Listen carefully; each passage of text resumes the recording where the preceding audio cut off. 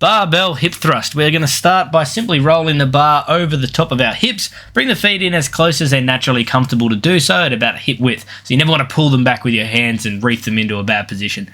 Now what we're going to do here is we're simply going to think about tucking the hips up towards the chest. And we're going to push through the heels. You can have toes on the ground or off the ground. That's entirely up to you, whatever feels best. And with our hands, we're pushing the bar into the top of the leg so it doesn't sit over our, we'll call it private regions, or over the pelvis itself, over the bladder. So you can see here when we elevate the shoulders, which is how I generally will prefer to do a hip thrust, what we're going to do is I'm pushing that bar straight onto the leg. So the hands extend, or the arms extend, as you actually go through the set, or go through the rep, my apologies.